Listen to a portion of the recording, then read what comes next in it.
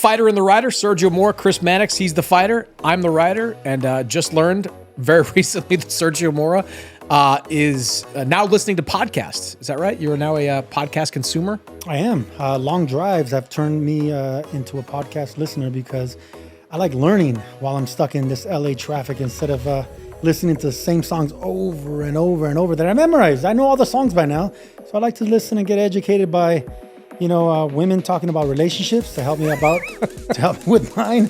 And then, of course, Scott Galloway. I'm a big fan of politics. How is it that you were listening to Scott Galloway? Well, how does that happen? Eubank Jr., Conor Benn finally going to face off. We're going to unpack that from start to finish. We're also going to talk a little bit more about the Jake Paul, Julio Cesar Chavez Jr. fight. Been hearing a lot of backlash, continued backlash about Jake Paul's decision to fight Chavez Jr. And a fight card in mid-July, Sergio, is starting to shape up. And it looks like Edgar Berlanga and Hamza Shiraz are going to be at the top of that bill. We're going to get to that as well. But let's start by talking about the fight that has been over 3 years in the making. Chris Eubank Jr., Conor Benn, middleweight fight. No title on the line, but this is proof positive and evidence of why no title actually matters in a situation like this. These two men have generational history. Their fathers fought a couple of times back in the 90s. And these two were scheduled to fight in 2022 before that. Well, because I like reading, I like writing, I like learning, I like a lot of things outside of boxing. That's the reason I'm here, man. That's the reason I'm still around. I know more than boxing. I know how to articulate myself. And I listening to podcasts. You know how to what yourself? Okay. So basically you go from Scott Galloway to call her daddy. Yeah, something like that. Is that a call her daddy? Is there a rule? That's an actual podcast. Let me put it in my podcast. Okay. All right. Well, he's doing that. We're going to spend a lot of time on this show talking about the big fight this weekend. Chris' fight was scrapped after Conor Benn tested positive for a banned substance. Fast forward 2.5 years, and here we are, ready to go with Conor Benn versus Chris Eubank Jr. Is this as big a fight as the promoters are making it out to be? Because every interview I've heard Eddie Hearn give, Ben Shalom, anybody involved with this fight, call it one of the biggest fights in British boxing history. Of course it is. It's already sold out, isn't it? 65,000 plus. 65,000 and no title on the line between two names that are very familiar. That's what happens when you bring legacy in the mix. Whenever you bring two guys that hate each other, it's a marketable, promotable fight. It promotes itself. And they're the opposite of each other. You have this classy guy in Eubank Jr. that doesn't really talk. He's like his father, but they could fight, and he's been around a long time, Eubank. And when it comes to Conor Benn, he comes from legacy as well. But he's more of the angry guy. He's more of he's the one that brings the anger. So it's two completely different personalities and two completely different fighters. That's how you market things. That's how you package it and market it, promote it. And they're promoting it themselves. Yeah. So who doesn't like the fact that Eubank, who's the reserved, soft-spoken guy, but he's very regal. Is that your best British accent? I tried. Okay. And then he smacks him in the face with an egg. You hated that at the time. I loved it. I thought it was great. I hate the poetry behind all this. It is. But you say you hate that kind of stuff. The fact is, it always works. Like, we remember Bernard Hopkins, throwing the Puerto Rican flag down on the ground and stomping on it. Mike Tyson, Lennox Lewis. Mike Tyson bites Lennox Lewis's ankle in their press event. These things, even if they get downplayed by the British Boxing Board of Control and the state commissions here in the U.S., they work. They help sell a fight, and there's no doubt that incident probably sold 5,000-10,000 more tickets and probably will lead to 5,000-10,000 more pay-per-views or more. Yeah. And I think the king of that was Ricardo Mayorga. Every time Mayorga was the B-side of a fight, there was always some brawls, but people watched. And Mayorga wasn't a great fighter. He was always in pay-per-views. So I agree with you. This is going to be a massive hit, especially across the pond. But I got to give it to Conor Benn because he's only had 2 fights, through this entire thing. But he was banned from the UK. And it seems like for him to stay busy and keep doing what he's doing and get the paychecks and stay relevant, he has to be hated. He's despised the more that he tries to work. And now he has to go back, to the UK and fight. He's going to be the hated one. Before, I would think it was Eubank Jr. that was the one that was despised. But the prodigal son returns, and he's going to return to a bunch of criticism, hate, and boos. It's definitely the fight has definitely changed a lot from what it was at the time, because I'm a fan of classy stare downs. You know, I'm not a fan of all that bullshit that goes on with pushing each other, trying to slap each other, risking the fight. I don't like that. It doesn't risk the fight though. Like an egg up the face. Like I kept hearing all this stuff about like, what if it got into his eye? Oh, okay. He didn't hit him with a glass pitcher, right? He hit him with an egg. Let's be real about that. No. But the egg, there was no danger. There was symbolism to that egg, Chris Maddox. Of course there was. Conor Benn says that it was a tainted egg. Tainted eggs that caused his positive test for clomiphene. That's why Chris Eubank Jr. slapped him in the face with the egg. Sergio back in 2022, and Conor Benn's positive test is part of that. Chris Eubank's demeanor during the last couple of months is part of that. I mean, Chris Eubank Jr. leans all the way into being the bad guy. Like, he is the perfect bad guy because he's well-spoken and he has a great delivery with how he delivers his insults. Like, he has been so condescending towards everyone on Team Benn, from Conor to Nigel to Eddie Hearn. Like, he has been talking to them like they are lesser people. Like, he has been doing that for a couple of months now. And it's effective. It's effective. This fight is bigger than what it was in 2022. And some will say that's not a good thing because the reason we title on the line, 160 pounds, it's a bigger event than what it was 2.5 years ago. It was, and there's more fuel to the criticism fire too, because Conor Benn was coming off some of the most vicious knockouts that went all over the place. And all of a sudden he fought two guys in the States and couldn't get him out. They both went the distance. And, you know, his haters would say, well, that's because he's not eating those loaded eggs anymore. So there's a lot of things that you can, you know, pull from this and make it more dramatic. I don't think it's hating either, Sergio, to say that, to wonder if his power disappeared for a reason. I don't think that's hating, because the fact is he has fought twice since his move up from welterweight. He fought Peter Dobson, who's an okay fighter, went the distance with him. He fought Rodolfo Orozco, who, for the record, was on the juice himself when he fought Conor Benn, tested positive after that fight, but he didn't come close to knocking out either one of those guys. So I think that, you know, just saying, hey, he hasn't had the...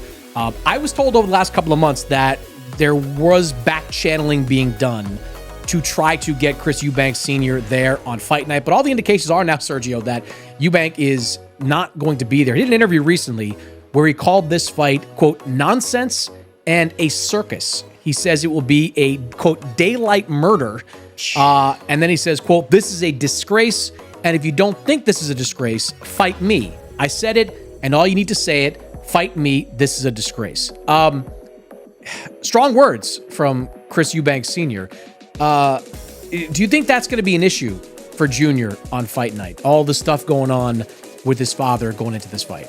Absolutely. And as long as you've been working with me 7 years now, we've called plenty of juniors in boxing. I tell you all the time, I'm not a big fan of father-son relationships, trainer, boxer. You know, when it's too close to the family circle, especially when they carry your name. Look at all the juniors. Roy Jones Jr., bad relationship with his father. Floyd Mayweather Jr., bad relationship with his father.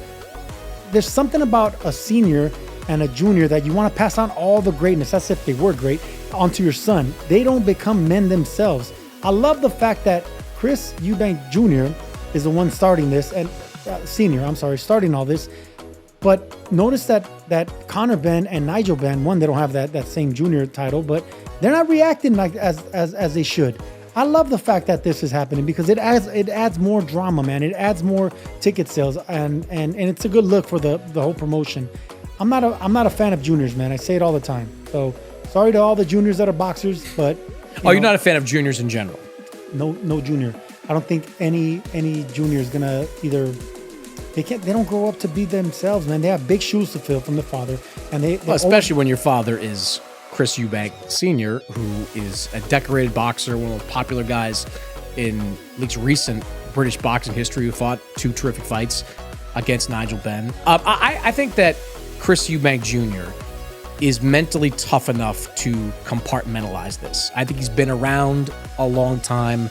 Nothing I've seen from him in his interviews suggests that he is rattled by anything that his father has said or is distracted by his non-presence. In fact, sometimes in situations like this, if the father and the son are not on the same page, and the father's there just because he's supposed to be there, it can go badly for him. And I bring up Tim Tszyu as an example. I mean, Tim Tszyu has said that when he lost to Bakram Murtsalayev, what was going on during that fight week and during the fight itself was that his father, Kostya, was there. And his father, 60% t-shirt, when he said he was only going to be 60% because Conor's making him squeeze down to 157. Like, that's how Chris Eubank Jr.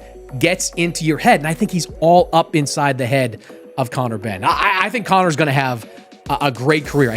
No matter what happens in this fight, I think he's going to have a good career. I think he can get back down to 147. I think he'd become a world champion. But I think this fight is all wrong for him, Sergio. In fact, I think Chris Eubank is going to catch him. I think in the second half of the fight, Chris Eubank is going to catch him and he's going to win by knockout. Eubank has been the bigger fighter since the beginning of his career, 160 pounder. He's been a 168 pounder since 2017. He's fought nothing but champions at 168, from George Groves to Arthur Abraham, who was a big puncher, by the way.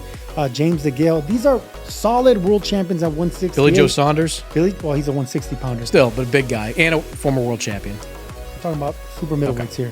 Whenever you're dealing with that type of power at 168, a guy that's coming up from 147 is not going to harm you. I don't care how muscular he looks, how strong and determined, how angry he is, how much he brings to the table. Conor Benn is a much smaller fighter, and that's exactly what Eubank Sr. is touching on. The fact that, Junior's picking on a much smaller fighter. Their last name is making this fight good. The promotion is making this fight great. And the nostalgia that the old generation of fans want to see the young guys do this. And then, of course, they have the young generation that have been following them. There's a lot of things going on, but I love the mind games. And the fact that Chris Eubank Jr. has mastered that. He's a classy pro, a classy troll. He's a professional at it. He knows how to use the right words, the right tone, where he's putting you down. Like you said, he's making him seem like he's below them. I would hate it. It would get to my skin if someone and he's a big dude. He's a tall, muscular guy, handsome, and then all of a sudden he comes with that British accent. Would you stop trying to do? Man, that is so demeaning. You sound like Mr. Belvedere. Well, I'm just trying. Okay. I'm trying. But it would make me more angry coming from that accent, and it just seems like it's very king-like, and he's making me out to be like a peasant or a servant. But I love the fact that he's bringing that old bull mentality, because that's what he's going to need. He has the better experience, the championship experience over Conor Benn. He's the better outside fighter than Conor Benn, and I would think he's a bigger puncher as well. So he has all three of those coming to the table, and that's the reason I think I'm with you. Eubank is going to be a little bit too much. It's still going to be a great fight. It's gonna sell. I'm gonna be watching, but I think Eubank Jr. is gonna have his number. The other thing about Conor Benn is that we have yet to see him in with a puncher. I wouldn't describe Eubank as a pure puncher, but he does have power. We saw it against Liam Smith. We saw it against Camille Zarameta. Like, he can crack. And at that weight, his natural weight, he's gonna have more power than Conor Benn. Conor, up until this point, because he was a prospect and one without a deep amateur background, he was match made pretty carefully. You look at some of the guys he fought at 147, Adrian Granados, Chris Algieri, Samuel Vargas, like good fighters, but not guys that have great power. So we haven't seen Conor Benn's chin tested. Peter Dobson in that fight that I think was at 150, not a huge puncher. Rodolfo Orozco was a big guy, but he wasn't a huge puncher either. Won the fight last year, but it was against a guy in Uriah Hall who was only 1-0. Before that, he had a long layoff. Before that, he lost to Anderson Silva. Chavez really hasn't been a relevant fighter since 2019 when he went into that fight against Daniel Jacobs at 175, wound up quitting on a stool that night. So people saying that are pushing back are saying, you're saying Chavez is a good fight. He hasn't been a good fighter in 6 years, at least. Maybe even longer than that. I'm going to say longer, but I'm waiting till you're done. No, I'm done. But, I guess the question is, are they right? Is Chavez, are we overrating Chavez as an opponent? They're absolutely right. Chavez Jr., let's emphasize the junior, man, because that's such a great name. Julio you Cesar just said Chavez. You hate juniors. And here it is. I'm emphasizing it. Junior, he's bringing down the legacy of the great Campeón Mexicano. But look, since 2017, when he was beaten from pillar to post, Canelo wiped them out. Yeah. He didn't even come to fight. He came to collect a paycheck. That's it. On a big Mexican holiday, packed arena. I was there. It was an embarrassment. It was a one-sided fight. Canelo put the beat down. And even from then, he was missing weight. He was not reliable. Can I point out this real quick? You know how embarrassing that fight was? Canelo had Gennady Golovkin waiting. Like Chavez, that was a fight at 164 pounds. And Chavez was believed to be a legit contender. They thought so little of Julio Cesar Chavez Jr. that night that they had Gennady Golovkin waiting in the wings to do that, movie type moment where they're like, Golovkin, you're next. And then Golovkin, the music hits, and here comes Gennady coming out to set up the next fight. That's how little they thought of Chavez. Look, another reason why I hate those junior names, because that name, what's that word? Nepotism? Yes. Nepo baby, just like you, by the way. I'm not Nepo baby. These guys are, you wouldn't think it exists in boxing, but they do. This man Chavez Jr. continues getting payday after payday. When he misses weight, he's an embarrassment to the sport. So to answer your question, he's been washed since 2017. What's that, 8 years now? Yeah. 8 years this man has been washed, and he's still making huge paydays. I'm talking about multi-million-dollar paydays, and they continue bringing him back. He even quit. Look, Chavez has quit against from far. He quit against Jacob. He even quit against Cazares after the Jacobs fight with that little tiny cut where he went to the corner and he told the doctor to stop the fight with a little cut. This man is a born quitter. He's a natural quitter. All right, so hold on. You're sounding like you're agreeing with the commentator. Like it was just 2 days ago that you said this was a good fight for Jake Paul. For Jake Paul, because he doesn't want a tough fight. He wants a legitimate name. This is brilliant marketing. This is a brilliant matchmaking. Jake Paul, for as much shit as I give you, sorry if I can't cuss here, for as much stuff as I give you, you are brilliant at avoiding challenges, making a lot of money off of washed up fighters, and now you're going to have a former champion, a former legitimate middleweight champion on your resume, and he might stop Chavez, because Chavez Which Jr. would be a feather in his cap. Chavez Jr. has that quit in him, and once you quit once, twice, 2.5, 3 times, you're bound to do it again. So yeah, man, it's brilliant for Jake Paul. I think it's a win-win-win-win for him, and it's a lose-lose-lose for Chavez Jr. Well, lose until he gets that paycheck on Monday. Yeah. That's where it's a win for him. I'm just going to repeat what I said on Monday because it bears repeating, worth repeating. Jake Paul is really a 2-1 boxer. That's what he is. He has 3 fights against guys that you would consider traditional boxers. He fought Tommy Fury, who is a traditional boxer to a degree. He fought Andre August, who had a glossy record. He fought Ryland Borland, who had a glossy record. These guys were not good, but they were traditional boxers. So he is effectively a 2-1 boxer taking on Julio Cesar Chavez Jr. Now, if you just stripped away the name Jake Paul and didn't know anything about the events that he's been a part of, the Tyron Woodley events, the Anderson Silva event, the Mike Tyson event. If you took all that away and just said, hey, we've got a 2-1 cruiserweight who is taking on Julio Cesar Chavez Jr., nobody would blink at that. Nobody would have a problem with that. The only reason people are having a problem with that and saying, what is he doing? Why is he fighting this particular guy? Is because the name is Jake Paul. You can't look at Jake Paul and see him as this 25-0 cruiserweight contender. He's not. He is a 2-1 boxer taking on a guy who has a pedigree, who has been a former middleweight title holder. I'm not going to sit here and defend Julio Cesar Chavez Jr. as a dangerous opponent. He has shown nothing, 0 in the last 5 years plus to show that he is a dangerous opponent for any boxer with a proverbial pulse. But for Jake Paul, he's a reasonable opponent at this stage of his career. I disagree with you. He's a circus act. This guy's one of those carnival barkers. He's a joke. Who? Jake Paul. And he's made a career being a joke by picking the right opponents. Now, here's the biggest joke. He's going to have a former champion on his resume that he might beat. And that's why it's a ha-ha joke that he's going to laugh all the way to the bank. That's the perfect way to do it. Hold on. You keep... First, you got to keep it 100, though. You got to keep it consistent. What do you think I'm doing? No, because how many guys have, like, the name Chop Chop Corley on their resume? Good fighter. But Like, he's 50, and I think he fought recently. I'm just saying, it's not unusual. He fought Floyd Mayweather Jr. Right, but I'm saying they have him on his resume later when he was long since washed. To say they have a former champion on the resume. How many guys do that? It happens all the time. You get these faded former champions who are